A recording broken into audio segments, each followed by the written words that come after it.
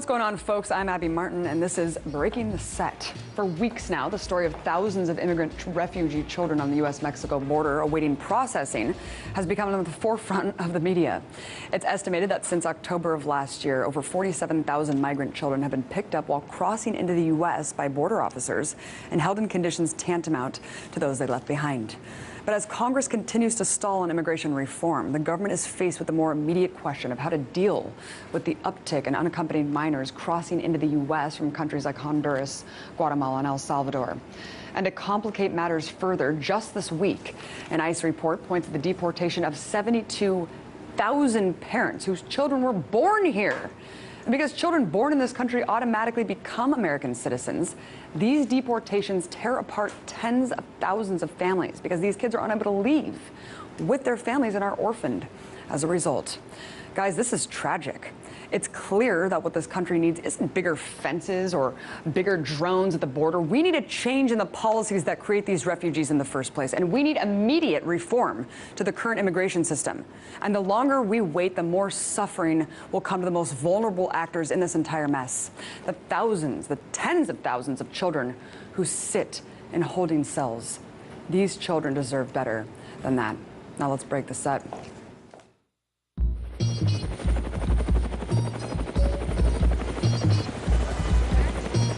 It was a terrible mistake, and we're working very hard to make up for it.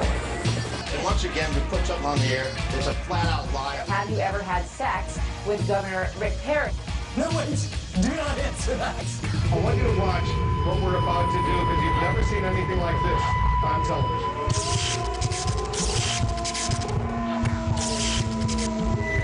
What we need is to question more and to keep it uncensored, real and raw. My simple mission is to change the globe. I'ma do it with this passion and fire and tone. These words are hard hitting, you're watching your neck, but you need to tune in because we're breaking the set. Breaking the set. Breaking the set. With the peak of summer rapidly approaching, families all over the country are flocking to the U.S. beaches for some fun in the sun. And with over 95,000 miles of shoreline to explore, beach vacations have become a staple of American culture. But a new report from the Natural Resources Defense Council paints a grim picture of the current state of U.S. beaches. By collecting nearly 3,500 water samples from beaches across the nation, the NRDC found that 1 in 10 American beaches aren't just polluted, but are unsafe for swimming altogether. This means that the water near these beaches don't pass the Environmental Protection Agency's water safety standards. Now, of course, beaches everywhere are riddled with garbage like plastic bags. But get this, disgustingly, the toxification of this water is due almost exclusively to human sewage. According to the NRDC, stormwater runoff and sewage overflow causes water to be filled with dangerous bacteria. And those that come in contact with this water can develop everything from stomach flu, skin rashes, to respiratory infections and hepatitis. In fact, according to the EPA, as many as 3.5 million people become ill from swimming in water contaminated with raw sewage every year.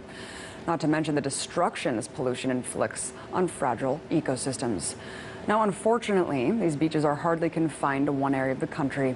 From California to Florida, many of America's beaches are suffering.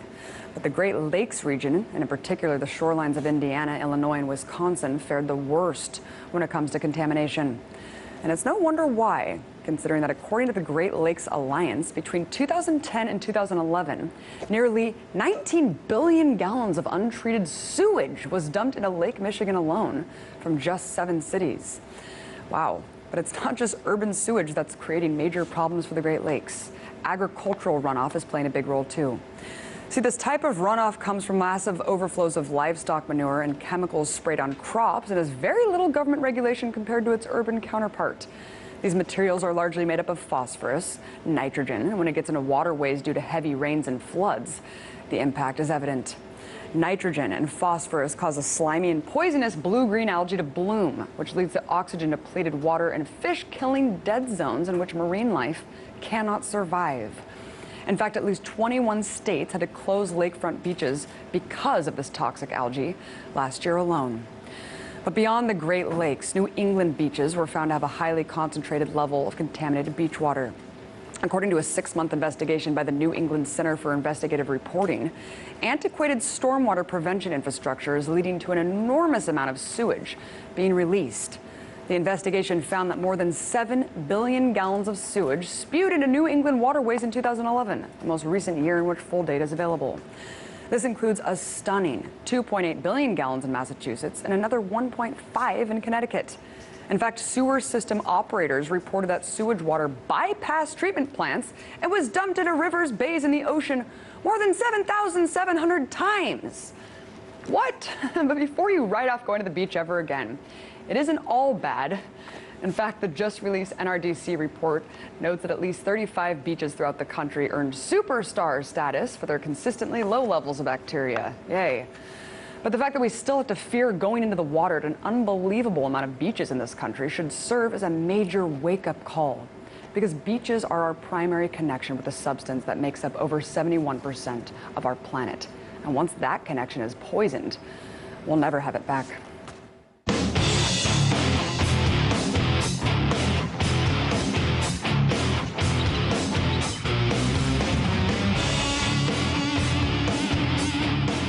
Despite the Supreme Court's ruling on behalf of privacy rights this week, the 9 justices also handed down another decision, proving once again where the court's allegiance truly lies. Corporate America. In this instance, corporate broadcasters emerged victorious. See, in a case called American Broadcasting Companies v. Aereo, the Supreme Court ruled 6-3 that Aereo, an online TV streaming service, infringed on the copyrights of the producers of TV content. However, basic TV signals are free, so why shouldn't they be picked up with antennas and broadcast to the web? Here to explain the case and what precedent the Supreme Court decision makes for future innovators, Sam Sachs, our chief political commentator. What's going on, man? Hello, what's up? So could you first please explain Aereo's business model and how actually TV is free? So basically, Aereo considers itself an antenna seller. I mean, right now you can go to Best Buy or anywhere and you can buy an antenna and put it on your television and you can get network television for free. I mean, this goes back to a deal that the network providers made with the government to basically, government gave them monopoly use of all these airwaves, and they were able to stream their content over these airwaves for free. And the way they paid for it is they inundated us with advertisements. So a lot of people don't realize right now, but that still happens. The networks are still broadcasting their content for free over the airwaves, and people can go to an antenna or a tech store and buy an antenna and watch it. Aereo is basically saying, look, we're an antenna company. What people do is they sign up for us. We basically lease a little antenna to them, which they can use to pick up these network content, network channels, and then we also give them the software where they can store that stuff, like a TiVo or DVR, and watch it at their own use. So how is it that cable companies have been able to take a free service and make people pay for it? Well, the cable companies came in and said, look, we can offer more reliable service, and we can offer a lot more channels to you, and you just pay us, and we'll kick back and give some money to the networks as well. You know, this is the way things usually work. Is you find why watch something for free when you can pay for it? Essentially, is what's going on here. But Aereo, you know, reminded people that this stuff is going on for free. And look, cable companies make a lot of money because you don't have as much choice. Sure, with cable we have all these channels. People think we have all this much choice, but really you only choose from like basic cable or like a premium package. You can't pick which channels you want to watch and which ones you don't want to watch. And there's been a lot of move to kind of break up this business model and give people more choice in what they want to watch. Okay, so what was the Supreme Court's ruling justification against Aereo? And also, what precedent is it going to set for future innovators who want to follow that same kind of business model? The question was whether or not Aereo is violating the Copyright Act, which forbids you from taking someone else's work and showing it publicly. And Aereo said, look, we're an antenna company. We're not showing anyone's work publicly. We're just giving individuals access to this on their own. Ultimately, in a 6-3 decision, the court said, no, you are basically a cable company. You are showing this stuff publicly, so you're going to have to pay the networks to be able to show this in the future. Interestingly, among the 6 justices who ruled against Aereo were all the left-leaning judges. The 3 who ruled in favor of Aereo were the far conservative judges, Scalia, Alito, and Clarence Thomas. And they basically didn't buy Aereo's argument, but they said that it looks like Aereo's exploited a copyright or a loophole in the copyright law, and it's not up to the Supreme Court to close loopholes or to find loopholes. It's up to Congress to see what Aereo is doing, then pass new legislation if they have a problem with it. That is a really interesting breakdown. I didn't realize that it was divided along those lines. And Aereo's founder, of course, is calling this a massive setback. I mean, he's going as far as saying it's sending a chilling message to the technology industry as a whole. What other tech sectors could potentially be impacted by this? Well, there are a lot of concerns heading into this case that cloud services, Dropbox or whatever, could be affected by this decision. After all, if Aereo is found to be violating Copyright Act by giving people an antenna and space to store what could be copyrighted material on, then why isn't Google or Dropbox violating Copyright Act by giving their users a platform to store what could be copyrighted stuff on? But the Supreme Court says that their ruling is very narrow. It only applies to this case. It shouldn't affect any cloud computing services moving forward, mainly because Aereo was specifically focused on just this copyrighted material, what the networks were coming over, whereas Dropbox and these other things, they're not exclusively to store copyright material, although they can be used for that. Right. It gets into a little bit of a slippery slope, I guess, with those other services. Sam, we've just seen two fat mergers of cable monopolies here, going smaller and smaller.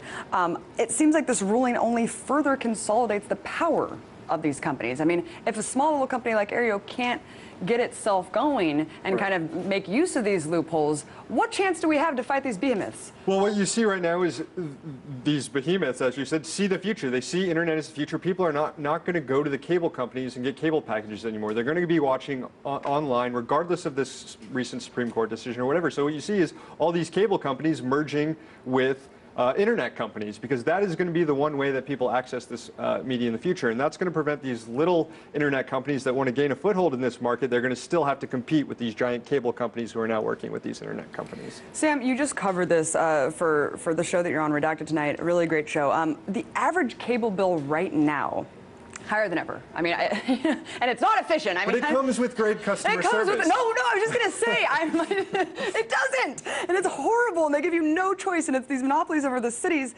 According to Nielsen, $90 a month, Sam. I mean, what the hell options do we have as cable users? I mean, not many. And if you looked at what Aereo was offering, it was anywhere between $8 and $12. I mean, this is drastically cheaper access to watching what you want to watch. But people are going more these piecemeal approaches, using Netflix, using other internet companies to try and watch what they want to watch in a much cheaper way without relying on what the cable company says, here are your options, this 3 packages, you pick one of them. So you're saying the internet's the future, make cable obsolete, right? Just find everything online. Well, whatever. Sam Sachs. Thanks, man. Thanks. Coming up, I'll talk about the Navy's war on whales. Stay tuned, guys. Are you like me? Do you want your comedy news with some teeth? Want your comedy news to be a bare-fisted, no-holds-barred fight to the death? Like a truth vampire biting into the necks of the corporate elite and the billionaire freaks while they're going, make it stop! Well, that's what you get with my new show, Redacted Tonight. Was that too much? I think that was too much. What are your thoughts on what's been going on in Washington? Well, it's a mess, Larry. I mean, the whole country is being scoffed at and laughed at. Enough is enough. The media, the candidates, the corporatocracy, covering issues that actually affect you and me doesn't do too much for ad revenue. Biotech agriculture giant takes on a 76-year-old American farmer based in Indiana. How much fallout do you think this is going to create for the CIA? Do you think this is what's triggering the crisis? America's the largest economy in the world. It's also the largest debtor nation in the history of the world.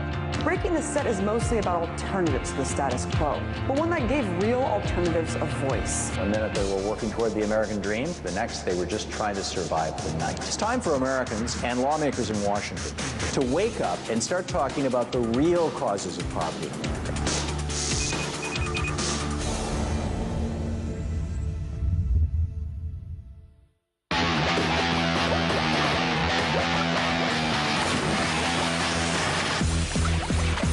We all know that any military action on land is horribly destructive to both human life and the environment.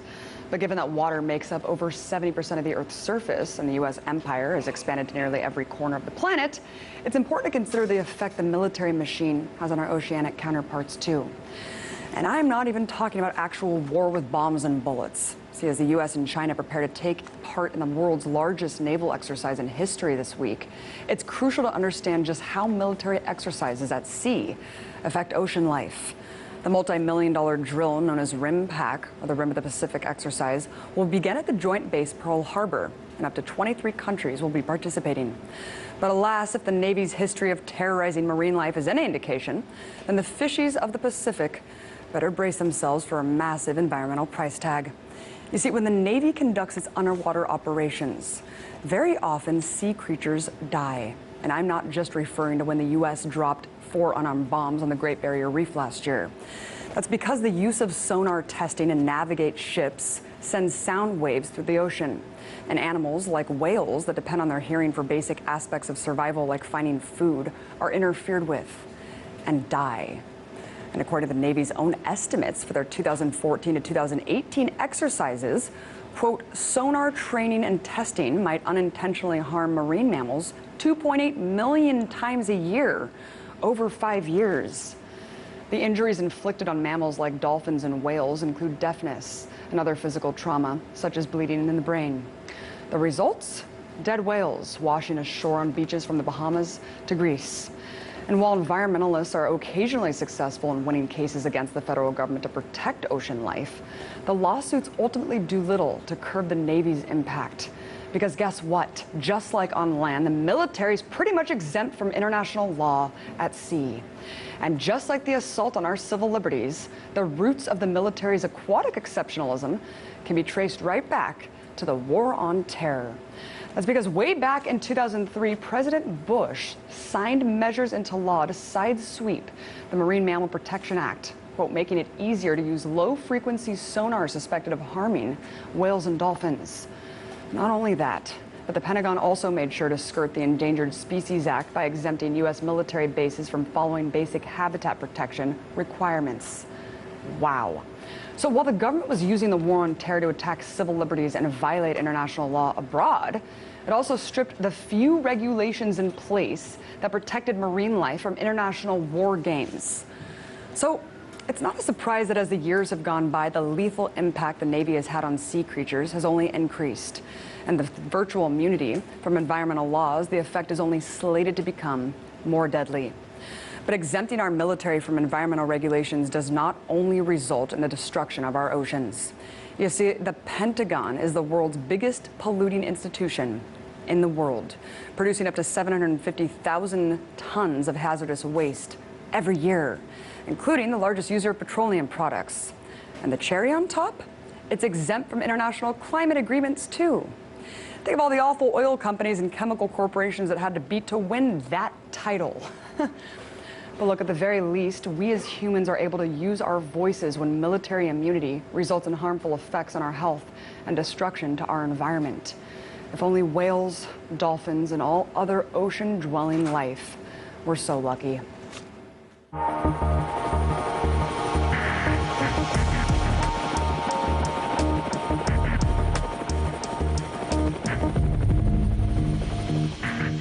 In March 2011, a record 9.0 earthquake struck just off the coast of Japan, triggering a massive and devastating tsunami and killing nearly 16,000 people.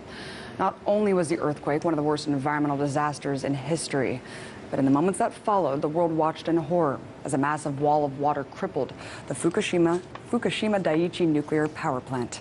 In the days ahead, the crisis only heightened, and a series of explosions confirmed the worst fears, a full-blown meltdown of 3 of the plant's nuclear reactors. Unfortunately, both the Japanese government and the Tokyo Electric Power Company, TEPCO, have gone to great lengths ever since to downplay the disaster and continuously cover up the true severity of the crisis. Even today, there's no end in sight to the fallout, and the cleanup process is far from over. Furthermore, conflicting reports on radiation levels make it incredibly difficult to know what's really going on. Just this month, the Radiation and Public Health Project reported that the level of thyroid cancer in children, an ailment directly associated with exposure to radiation, is 40 times above normal for children near the site. Yet 3 years after the earthquake and subsequent tsunami, we're left with more questions than answers. To help me sort through some of them, I'm joined by Paul Gunter, Reactor Oversight Director at Beyond Nuclear. Thank you so much, Paul. Thank you, Abby. So, a couple years ago, TEPCO actually admitted itself that 300 tons of radioactive water is spilling into the Pacific Ocean every day. I mean, following your assessment and from everything that we've been hearing based on the leaks, what do you think is going on right now? It's sort of a nightmare version of The Sorcerer's Apprentice, where Tokyo Electric Power Company has completely lost control of basically two sources of radioactive water that are flowing into the plant and these 3 destroyed reactors and then flowing out back into the Pacific Ocean. One flow is from all the cooling water that's washing over these 3 melted cores to keep the accident from blowing into another full-blown catastrophe.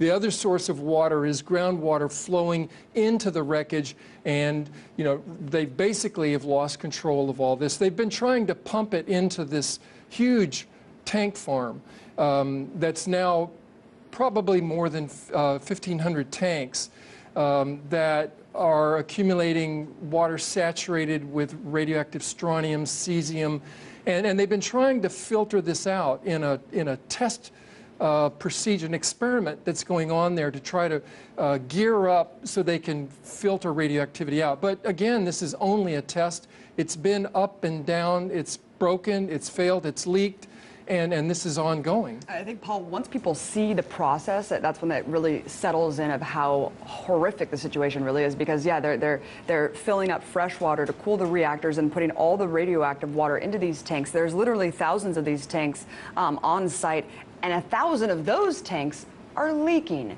So we have disaster after disaster. On top of that, the contaminated soil that's being gutted and packed in plastic bags. No end in sight. What are they going to do when they run out of room to store this radioactive water, Paul? Well, there is really no management plan here at all. This is, again, it's an experiment. All the liability is going to be shifted to the future generations that are going to be left with this legacy without any benefit. But clearly, right now, the Tokyo Electric Power Company is able to basically control the information while the accident remains out of control. And that's a big concern. That is a big concern. They've been really tight-lipped on a lot of things, Paul. Let's talk about the ice wall that we keep hearing about. It's 1.5 kilometers of underground ice being built to keep the soil around the reactors frozen. I mean, what are the major problems with this idea? Well, again, this is another experiment. It's unprecedented to use this kind of technology, which has a very limited history where they've been able to freeze ground under large bodies of water so that they could dig tunnels. But again, this is just a temporary procedure. We're talking about putting piping down to bedrock, 90 feet down into the ground, spacing these pipes every 3 feet for more than a mile, to put a perimeter that then they will pump refrigerant into the pipes to try to get the temperature down to minus 20 degrees Fahrenheit. And they're anticipating that this will then freeze the water that's flowing from the mountains behind the Fukushima Daiichi site and form a wall. But already, a procedure that they say they're scheduled for completion in March of 2015 has already broken down in the initial testing phase, and they're not able to get the refrigerant down to that level of freezing. So again, this experiment is going to, projected to now last for decades while they try to bring that groundwater flow under control. And what about the children in Fukushima? As I mentioned in the intro, they're experiencing 40 times higher rates of thyroid cancer. I was wondering if we could talk about what radiation does to the human body. Well, there is a whole host of cancers, diseases that are caused by ionizing radiation to not only to organs but to the DNA. And clearly the thyroid gland is recognized even by the American Thyroid Association as being particularly vulnerable in children to exposure to radiation. And what we're seeing is without question a spike that in the incidence of thyroid cancer in children and young particularly the younger children. But it's, you know, again, we're seeing now 3 years into the accident already a spike in early onset. This kind of onset can go on for decades now. So we're only seeing the initial climb in this spike of disease. Paul, earlier mentioning TEPCO, the extreme secrecy, the tight lip on information, the censorship, and they were even hiring Yakuza mob members to pay back debt to do the cleanup process. People who are completely inexperienced with actually how to do that. What about the disinformation campaign? And then you hear the other side of the story, which is that it's so bad it's going to poison everyone on the West Coast, everyone stop eating fish. I mean, I guess sort through kind of what we know and I guess, you know, the assessment of how bad this really is for people on the West Coast. Well, I think that what we have seen is that, once again, when the powers that be lose control of their reactors, they look to control the information. And this has been true with every nuclear accident that we've seen to date, Fukushima only being the most recent, but clearly perhaps one of the most worrisome. You know, the government had the wherewithal for looking at the weather, looking at the release rates of radiation in Fukushima, and then projecting where those radioactive clouds were going to go. But they withheld that information from the public. You had entire populations spontaneously evacuating from one zone, but moving into the radioactive cloud because the government withheld information. Tokyo Electric Power Company has been time and time again revealed to basically show that it has no control or knowledge of the radiation levels that are releasing from this wreckage. And it's our concern that it's actually deliberate, that they're withholding information, that they're misconstruing it as incompetence when in fact it's deliberate. Oh, no doubt. And you know, I can't help but think of the 23 sister reactors from that GE also owns and operates, almost nearly identical design, excuse me, to the Fukushima reactors here in the U.S. Are we going to be awaiting potentially kind of the same disaster that Fukushima experienced? I mean, what can we do to shut these down? We have about 45 seconds left. Well, you know, I think the basic concern is that we have 23 of these Mark 1s and we have 8 more of the Mark 2s, which was Fukushima Daiichi Unit 6. But these reactors, from the very beginning, we've known, don't have containment. These reactors, if faced here in the United States with a significant fire, a break in a dam that floods the reactor site, we could see as bad or worse an accident. And as we've seen with Chernobyl, the sarcophagus is cracking. There's no way to store this safely. There's no way to really do this safely. So thank you so much, Paul Gunter, Reactor Oversight Director, Beyond Nuclear. Appreciate it. Thank you so much. Thanks for watching, you guys. Be sure to follow me on Twitter at Abby Martin. Join me again tomorrow when I break the set all over again. And to complicate matters further, just this week, an ICE report points to the deportation of 72,000 parents whose children were born here. And because children born in this country automatically become American citizens, these deportations tear apart tens of thousands of families because these kids are unable to leave with their families and are orphaned as a result. Guys, this is tragic. It's clear that what this country needs isn't bigger fences or bigger drones at the border. We need a change in the policies that create these refugees in the first place. And we need immediate reform to the current immigration system. And the longer we wait, the more suffering will come to the most vulnerable actors in this entire mess. The thousands, the tens of thousands of children unsafe for swimming altogether. This means that the water near these beaches don't pass the Environmental Protection Agency's water safety standards. Now, of course, beaches everywhere are riddled with garbage like plastic bags. But get this, disgustingly, the toxification of this water is due almost exclusively to human sewage. According to the NRDC, stormwater runoff and sewage overflow causes water to be filled with dangerous bacteria. And those that come in contact with this water can develop everything from stomach flu, skin rashes, to respiratory infections and hepatitis. In fact, according to the EPA, as many as 3.5 million people become ill from swimming in water contaminated with raw sewage every year. Not to mention the destruction this pollution who sit in holding cells. These children deserve better than that. Now let's break the set.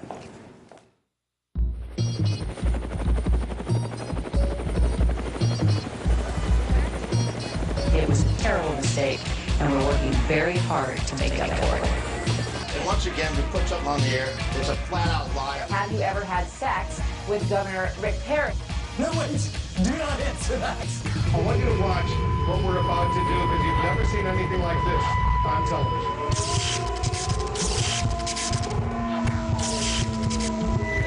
What we need is to question more and to keep it uncensored, real and raw. My simple mission is to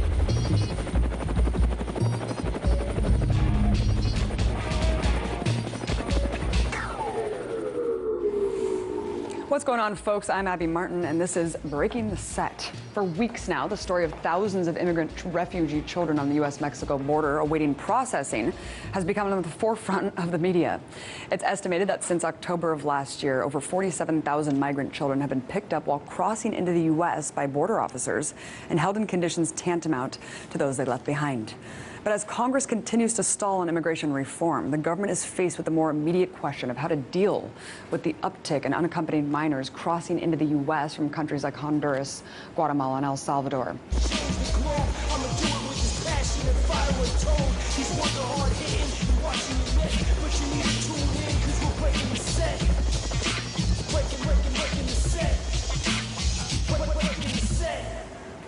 With the peak of summer rapidly approaching, families all over the country are flocking to the U.S. beaches for some fun in the sun.